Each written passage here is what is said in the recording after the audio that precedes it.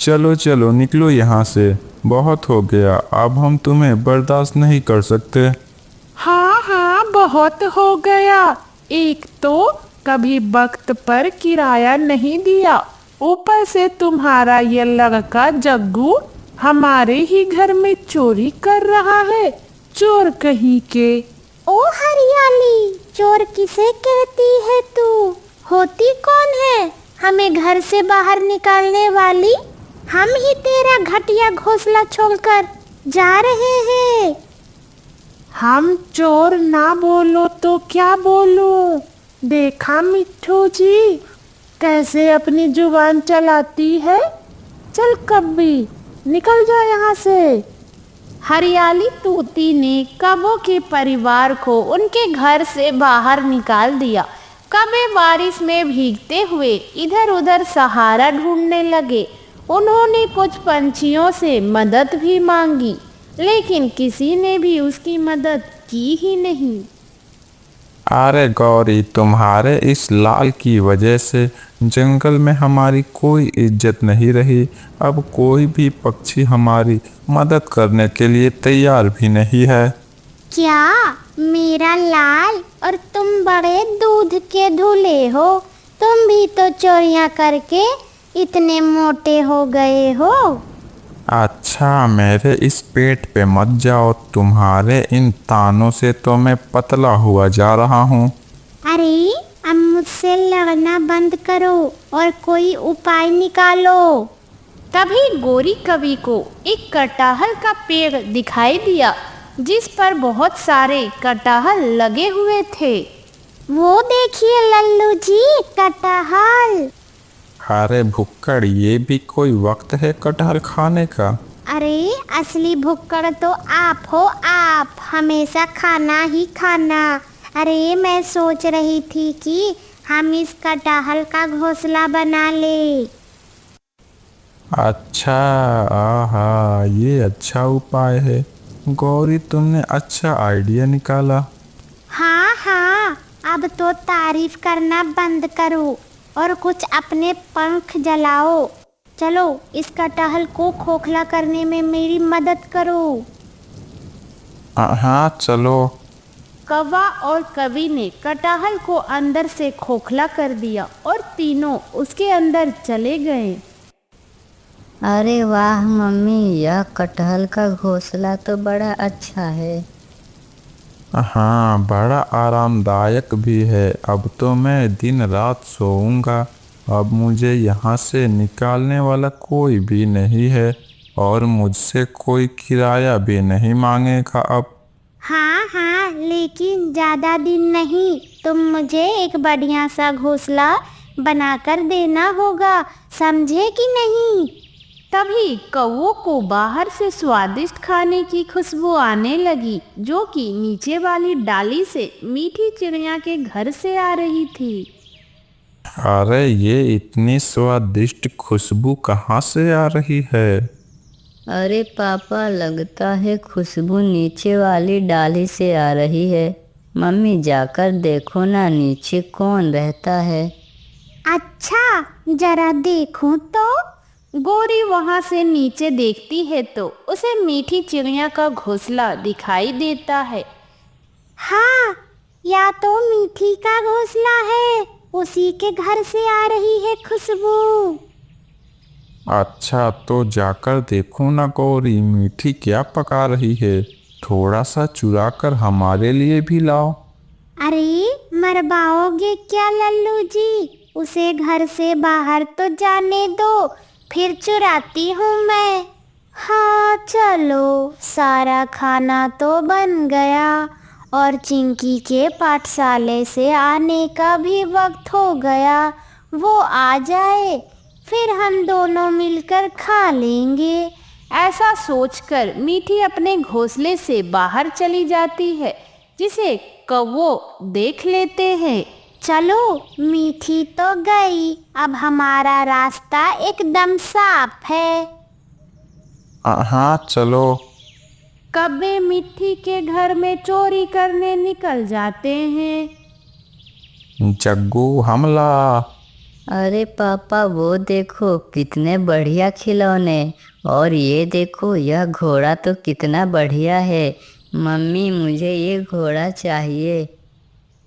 अरे इतनी बढ़िया खुशबू, वाह वाह, गरम गरम चावल, वो भी मसाले वाले। चल जग्गू यहीं पर खा लेते हैं। पसंद आया सामान उठाकर और सारा खाना खत्म करके कव्वे वहां से। माँ, जल्दी से मुझे खाना दे दो, बहुत भूख लगी है। हाँ, पहले हाथ मुंह धो लो, मैं खाना लाती हूँ। मीठी को खाने परोसने जाती है और चावल का पतीला देखती है तो उसे पूरा पतीला खाली दिखाई देता है, जिसे देखकर मीठी चौंक गई। अरे ये क्या, ये सारे चावल कहाँ गए? अरे माँ, क्या हुआ? अरे देखना, मैंने हमारे लिए चावल बनाए थे। जाते वक्त तो सब कुछ ठीक था, अब पता नहीं चावल कहाँ गए। अरे माँ, ऐसा कैसे हो सकता है? कहीं किसी ने हमारा खाना चुरा तो नहीं लिया? क्या? लेकिन कोई चावल क्यों चुराएगा? अरे माँ, या देखो, मेरे खिलौने और वो मेरा घोड़ा भी यहाँ पर नहीं है। लगता है उस चोर ने वो भी चुरा लिए। अरे नहीं, घोंसले का बहुत सारा सामान गायब है, पता नहीं किसने चोरी की है। मीठी ने चिंकी के लिए दूसरा खाना बना दिया। दोनों खाना खाकर सो गई। इधर कवि मीठी के घर का सामान देखकर बहुत खुश हो रही थी। बेचारी मीठी, उसका छोटा दिमाग तो यह सोचकर खराब हो रहा होगा उसका सामान आखिर गया कहाँ। जंगल के बाहर वाले इलाके में 5 चील अपने माता पिता के साथ रहते थे। पांचों भाइयों में प्यार तो था, लेकिन एक दूसरे के लिए मनमुटाव भी था। उनकी माँ सभी से बहुत प्यार करती थी, लेकिन उन्हें प्यार जताना आता ही नहीं था। इसलिए बेटों को लगता कि माँ उनसे ज्यादा प्यार नहीं करती। पांचों भाइयों में से एक भाई दूसरे जंगल रहता था।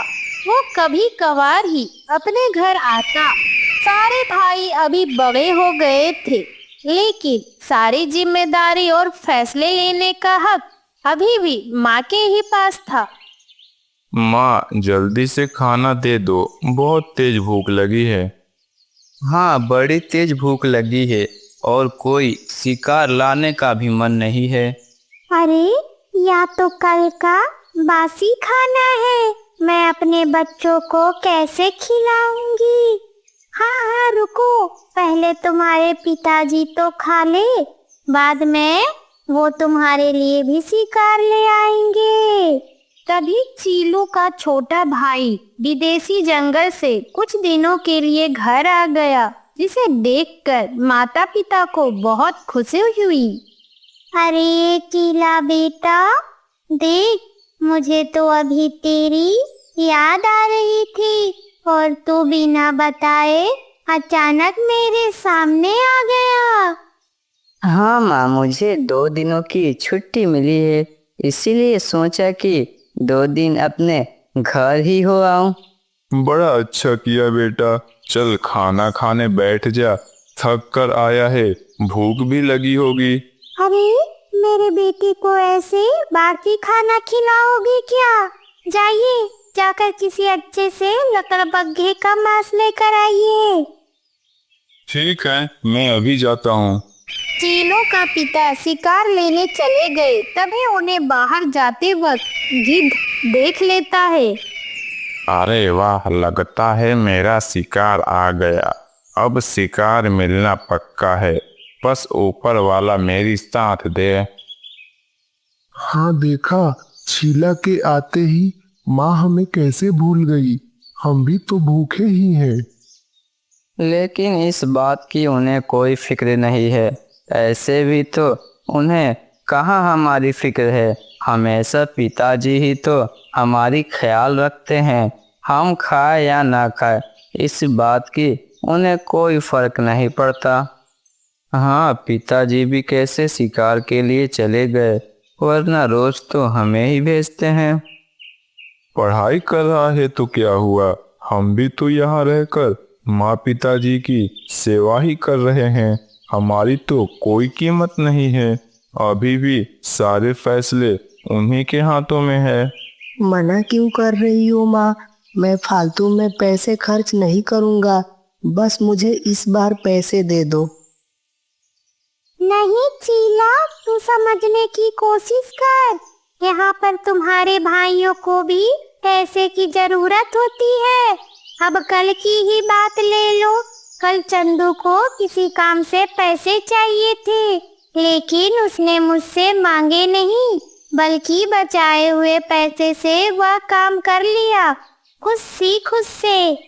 माँ भी ना हमेशा भाइयों की गुण गाते रहती है। पैसे तो दे नहीं रही है, ऊपर से कान पका रही है। तभी उनके पिताजी की जोर से चीखने की आवाज आई।